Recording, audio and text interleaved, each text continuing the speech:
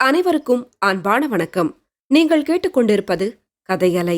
வாசிப்பவர் ஹேமலதா ஜெகநாத். திரு கல்கி எழுதிய பார்த்திபன் கனவு, பாகம் 3, அத்தியாயம் 31. பைரவரும் பூபதியும். பொன்னன் சிறிதும் சத்தம் செய்யாமல் மரங்களின் இருண்ட நிழலிலேயே நடந்து சாலை அருகில் சென்று ஒரு மரத்தின் மறைவில் நின்றான். சித்திரகுப்தா, எங்கே மகாபிரபு என்று மாரப்பன் கேட்டது பொன்னன் காதிலே விழுந்தது. பிறகு பின்வரும் சம்பாஷணை நடந்தது. ஐயனார் கோவிலில் இருக்கிறார். என்னை இங்கே இருந்து உங்களுக்கு வழிகாட்டி அழைத்து வரும்படி சொன்னார். ஆமாம், அவனெங்கே? எவன்? அவன்தான், பல பெயர் கொண்டவன். ரத்தின வியாபாரி, தேவசேனன், உம்முடைய தாயாதி. ஹி ஹி ஹி ஹி என்று குள்ளன் கீச்சுக்குரலில் சிரித்தான். அவனா? என்று மாரப்பனும் பெரும் குரலில் சிரித்தான். அந்த நள்ளிரவில் அவர்கள் இருவரும் சிரித்த சிரிப்பின் ஒலி பயங்கரமாக தொனித்தது. மரங்களில் தூங்கிக் கொண்டிருந்த பட்சி ஜாதிகளை எழுப்பிவிட்டது. சில பறவைகள் சிறகுகளை அடித்துக் கொண்டன. வேறு சில பறவைகள் தூக்க கலக்கத்தில் பீதியடைந்து தீனக்குரலில் சப்தித்தன. அவன் பத்திரமாயிருக்கிறான், நீ கவலைப்படாதே.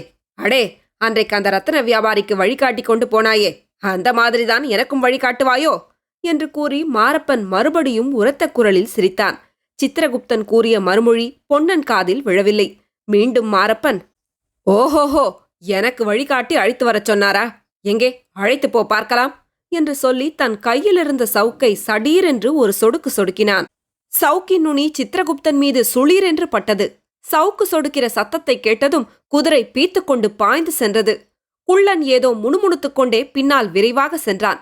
அவன் இவ்வளவு வேகமாக நடக்க முடியும் என்பதைக் கண்ட பொன்னனுக்கு ஆச்சரியமாயிருந்தது. அவனை சற்று தூரத்தில் பின்தொடர்ந்து ஓட்டமும் நடையுமாக பொன்னனும் போனான். ஒரு நாழிகை தூரம் சாலையோடு கிழக்கே போன பிறகு சாலையில் குதிரை நிற்பதும் பக்கத்தில் மாரப்பன் நிற்பதும் தெரிந்தது. சித்திரகுப்தன் மாரப்பனை பார்த்து, ஏன் நிற்க வேண்டும், போவதுதானே என்று கேட்க, ஏண்டா காட்டுப்பூனை, இருட்டு ராஜாவாகிய நீ வழிகாட்டித்தான் இனிமேல் போக வேண்டும் என்றான் மாரப்பன். ஆஹா, வழிகாட்டுகிறேன். ஆனால் காட்டுப்பூனையிடம் நீ சற்று ஜாக்கிரதையாயிரு, விழுந்து புரண்டினாலும் புரண்டுவிடும் என்று சொல்லிவிட்டு குள்ளன் சாலைக்கு வலது புறத்தில் புதர்களும் கொடிகளும் மண்டி கிடந்த காட்டில் இறங்கி போகலானான். பொன்னனுக்கு அவர்கள் எங்கே போகிறார்கள் என்பது இப்போது சந்தேகமற தெரிந்துவிட்டது. பாழடைந்த ஐயனார் கோவிலுக்குத்தான் அவர்கள் போகிறார்கள். செடி கொடிகளால் உராய்வதினால் சத்தம் கேட்கக்கூடுமாதலால் பொன்னன் சற்று பின்னால் தங்கி அவர்கள் போய் கால் நாழிகைக்கு பிறகு தானும் அவ்வழியே சென்றான். நள்ளிரவில் அந்த காட்டு வழியே போகும்போது பொன்னனுக்கு மனதில் திகிலாய்த்தான் இருந்தது. திகிலை அதிகப்படுத்துவதற்கு ஆந்தைகள் உருமும் குரலும் நரிகள் ஊளையிடும் குரலும் கேட்டன. மரம் செடிகள் அசைந்தாடும்போது தரையில் கிடந்த இலைச்சருகுகளின் சரசரவென்னும் சத்தம் கேட்கும் போதும் பொன்னனுக்கு என்னவோ செய்தது. ஆனால் ஏதோ ஒரு முக்கியமான சம்பவம் நடக்கப் போகிறது, முக்கியமான ரகசியத்தை தெரிந்து கொள்ளப் போகிறோம் என்ற ஆவலினால் மனத்தை திடப்படுத்திக் கொண்டு ஐயனார் கோவில் உள்ள திசையை நோக்கிச் சென்றான். சற்று நேரத்துக்கெல்லாம் தூரத்தில் ஒரு தீவர்த்தியின் வெளிச்சம் தெரிந்தது. சரி, அதுதான் ஐயனார் கோவில். கிட்ட நெருங்க நெருங்க கோவிலுக்கு முன்னால் வைத்திருந்த பிரம்மாண்டமான வீரர்களின் சிலைகளும் மண் யானைகளும் குதிரைகளும் தீவர்த்தி வெளிச்சத்தில் கோரமாக காட்சியளித்தன. இந்த ஏகாந்த காட்டு பிரதேசத்தில் உள்ள பாழடைந்த கோவிலுக்கு பட்டப்பகலில் வந்தபோதே பொன்னனுக்கு திகிலாயிருந்தது. இப்போது கேட்க வேண்டியதில்லை. கோவிலின் வாசற்படிக்கு அருகில் பொன்னன் கண்ட காட்சி அவனுடைய திகிலை 100 மடங்கு அதிகமாக்கிற்று. அங்கே புராணங்களில் வர்ணித்திருப்பது போன்ற கோர ராட்சச ரூபமுடைய ஒருவன் கையில் தீவர்த்தியுடன் நின்று கொண்டிருந்தான்.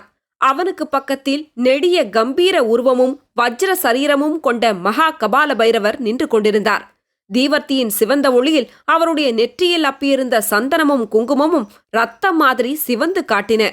அவருடைய கழுத்தில் தொங்கிய கபால மாலை பொன்னனுக்கு குலைநடுக்கம் உண்டாக்கிற்று.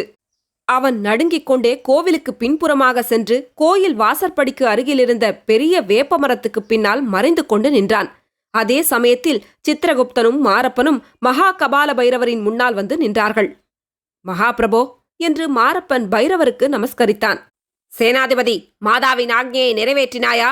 பலி எங்கே என்று கபால பைரவரின் பேய்க்குரல் கேட்டது. அந்த குரல் மகேந்திர மண்டபத்தின் வாசலில் அன்று இரவு கேட்ட குரல். ஏற்கனவே பயப்பிராந்தி அடைந்திருந்த பொன்னனுடைய உடம்பில் மயிர்கூச்சு உண்டாக்கிற்று. அடி தொண்டையிலிருந்து அதற்கும் கீழே இருதய பிரதேசத்திலிருந்து வருவது போல் அந்த குரல் தொனித்தது. எனினும் உரத்து பேசிய மாரப்பனுடைய குரலைக் காட்டிலும் தெளிவாக அக்குரல் பொன்னனுடைய செவிகளில் விழுந்தது. கபால பைரவரின் கேள்விக்கு மாரப்பன், மகாபிரபு, பலி பத்திரமாயிருக்கிறது என்றான். எங்கே, ஏன் இவ்விடம் கொண்டு வரவில்லை? காளிமாதாவின் கட்டளையை உதாசீனம் செய்கிறாயா சேனாதிபதி? இல்லை இல்லை மகாபிரபு, இன்று சாயங்காலம்தான் இளவரசனை கைப்பற்ற முடிந்தது. உடனே இவ்விடம் கொண்டு வருவதில் பல அபாயங்கள் இருக்கின்றன. பிரபு, அந்த ஓடக்காரன் இங்கேதான் இருக்கிறான். இதை கேட்டதும் மரத்தின் பின்னால் மறைந்து நின்ற பொன்னனுக்கு தூக்கி வாரி போட்டது. அவனுடைய அடிவயிறு மேலே நெஞ்சுக்கு வந்துவிட்டது போல் இருந்தது. மாரப்ப பூபதியின் அடுத்த வார்த்தையினால் அவனுக்கு கொஞ்சம் தைரியம் பிறந்தது. அவனை கைப்பற்ற முடியவில்லை. சக்கரவர்த்தியின் மகள் குறுக்கே நின்று மறித்தாள். மகாபிரபு, குந்தவி தேவியும் இன்னும் இங்கேதான் இருக்கிறாள். இளவரசனை தப்புவிப்பதில் முனைந்திருக்கிறாள். ஆகையால் நாம் ரொம்பவும் ஜாக்கிரதையாக இருக்க வேண்டும். இல்லாவிட்டால் காரியம் கெட்டுப் போய்விடும். மகா கபால பைரவர் இப்போது ஒரு சிரிப்பு சிரித்தார். அந்த வேளையில் அந்த பயங்கர தொனியானது நாலா பக்கமும் பரவி எதிரொலி செய்தபோது பல நூறு பேய்கள் ஏக காலத்தில் சிரிப்பது போல் இருந்தது. சேனாதிபதி, நீதானா பேசுகிறாய்? காளிமாதாவின் கட்டளையை நிறைவேற்ற பயப்படுகிறாயா? அதுவும் ஒரு பெண் பிள்ளைக்கும் ஒரு ஓடக்காரனுக்கும் பயந்தா? இல்லை சுவாமி, இல்லை. நான் பயப்படுவதெல்லாம் காளிமாதாவின் கைங்கரியத்துக்கு பங்கம் வந்துவிடுமோ என்பதற்குத்தான். மகாபிரபு, தாங்கள் எனக்கு இட்ட கட்டளையை எப்படியும் நிறைவேற்றுவேன். அமாவாசையன்று இரவுக்குள் பலியை கொண்டு வந்து சேர்ப்பேன். சேர்க்காவிட்டால் என்றது கபால பைரவரின் கடூரமான குரல். என்னையே மாதாவுக்கு பலியாக அர்ப்பணம் செய்வேன். வேண்டாம் பூபதி, வேண்டாம். உன்னால் மாதாவுக்கு இன்னும் எவ்வளவோ காரியங்கள் ஆக வேண்டும். இந்த செழிப்பான தமிழகத்தில் மகாகாளியின் சாம்ராஜ்யம் ஸ்தாபிக்கப்படும் போது நீதான் பிரதம தலகர்த்தனாயிருக்க வேண்டும். மகாபிரபுவின் கட்டளையையும் காளிமாதாவின் ஆணையையும் எப்போதும் சிரமேற்கொள்ள காத்திருக்கிறேன். மாரப்பா, மாதாவுக்கு உன் பேரில் பூரண கிருபை இருக்கிறது. மேலும் மேலும் உனக்கு பெரிய பதவிகளை அளிக்கப் போகிறாள். இருக்கட்டும், எப்போது இந்த இடத்தில் பலியை கொண்டு வந்து சேர்ப்பாய்? அமாவாசையன்று முன்ஜாமத்தில் பராந்தகபுரத்தை தாண்டி மகேந்திர மண்டபத்துக்கு அருகில் கொண்டு வந்து சேர்ப்பேன். அங்கே சாலை வழியில் தங்களுடைய ஆட்களை அனுப்பி ஏற்றிக்கொள்ள வேண்டும். ஏன் அந்த வேலையை எனக்கு கொடுக்கிறாய்? மகாபிரபு, இங்கே உள்ள ஆட்களிடம் எனக்கு முழு நம்பிக்கை இல்லை. சக்கரவர்த்தியின் கட்டளை பிரகாரம் இளவரசரை காஞ்சிக்கு அனுப்புவதாக சொல்லித்தான் அனுப்பப் போகிறேன். அவர்களைத் தொடர்ந்து சற்று பின்னால் நான் வருவேன். தங்களுடைய ஆட்கள் வந்து வழிமறித்து இளவரசரை கொண்டு போக வேண்டும். ஆனால் நான் அனுப்பும் ஆட்கள் அவ்வளவு அசகாய சூரர்களாய் இருக்க மாட்டார்கள். தங்களுடைய திருநாமத்தை சொன்னால் உடனே கத்திகளை கீழே போட்டுவிட்டு நமஸ்கரிப்பார்கள். அப்படியே ஆகட்டும் சேனாதிபதி. ஆனால் ஜாக்கிரதை, காளிமாதா அடுத்த அமாவாசை இரவில் அவசியம் பலியை எதிர்பார்த்து கொண்டிருக்கிறாள். இன்னொரு விஷயம் தெரிவிக்க வேண்டும் மகாபிரபு. சீக்கிரம் சொல். பொழுது விடுவதற்குள் நான் ஆற்றை தாண்ட வேண்டும். இந்த ஓடக்கார பொன்னனை சில நாளாக காணவில்லை. அவன் மகாராணியை தேடிக் கொண்டிருக்கிறான் என்று தெரிந்தது. அவனை பற்றி அறிய நான் ஆள் விட்டிருந்தேன். நேற்றுத்தான் அவனை பற்றி தகவல் கிடைத்தது. பொன்னனும் இன்னொரு மனிதனும் குதிரை மேல் காட்டாற்றோடு கொல்லிமலை பக்கம் போனதாக என்னுடைய ஒற்றன் வந்து சொன்னான். ஓடக்காரன் இங்கே இருக்கிறான் என்றாயே? ஆமாம், இன்றைக்குத்தான் இங்கே வந்து சேர்ந்தான். அவ்வளவுதானே?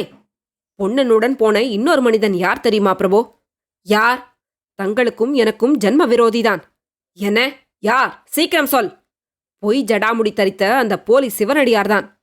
இதை கேட்டதும் மகா கபால பைரவரின் முகத்தில் ஏற்பட்ட பயங்கரமான மாறுதலை பார்த்து பொன்னன் திகைத்து போனான்.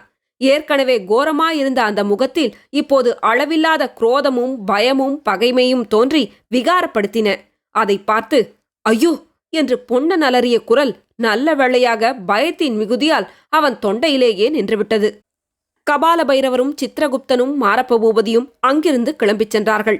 தீவர்த்தி பிடித்துக் கொண்டு நின்ற ராட்சசன் அவர்களுக்கெல்லாம் முன்னால் போனான். சற்று நேரத்துக்கெல்லாம் தீவர்த்தி வெளிச்சம் மறைந்தது. கீழ்வானத்தில் இளம்பிறை சந்திரன் உதயமாயிற்று. அவர்கள் போய் கொஞ்ச நேரத்துக்கு பிறகுதான் பொன்னன் அங்கிருந்து கிளம்பினான். அவனுடைய உடம்பு மிகவும் தளர்ச்சி அடைந்திருந்தாலும் மனத்தில் ஒருவித உற்சாகம் ஏற்பட்டிருந்தது. விக்ரம மகாராஜாவை இந்த நரபலிக்காரர்களிடமிருந்து தப்புவிக்கும் வழி அவனுடைய மனத்தில் உதயமாகியிருந்தது. மாரப்பனுடைய தந்திரம் இன்னது என்பது அவனுக்கு இப்போது ஒருவாறு புலப்பட்டது. இளவரசரை காஞ்சிக்கு அனுப்புவதில் பிரயோஜனமில்லை என்று மகாகபால பைரவரின் நரபலிக்கு அவரை அனுப்ப மாரப்பன் எண்ணி இருக்கிறான். ஆனால் தன் பேரில் குற்றம் ஏற்படாதபடி இந்த காரியத்தை தந்திரமாக செய்ய உத்தேசித்திருக்கிறான். அவனுடைய தந்திரத்துக்கு மாற்று தந்திரம் செய்து விக்ரம மகாராஜாவை விடுவிக்க வேண்டும். விடுவித்து நேரே மாமல்லபுரம் துறைமுகத்துக்கு அழைத்து போக வேண்டும். குந்தவி தேவியின் உதவியைக் கொண்டு இந்த காரியத்தை செய்து முடிக்க வேண்டும். இவ்விதமெல்லாம் சிந்தித்துக்கொண்டு பலபலவென்று பொழுது விடியும் தருணத்தில் பொன்னன் தோணித்துறையை அடைந்தான். தொடரும். கதையலை உங்களுக்கு பிடிச்சிருந்ததுன்னா உங்க நண்பர்களோடும் உறவினர்களோடும் பகிர்ந்துக்கோங்க. நன்றி.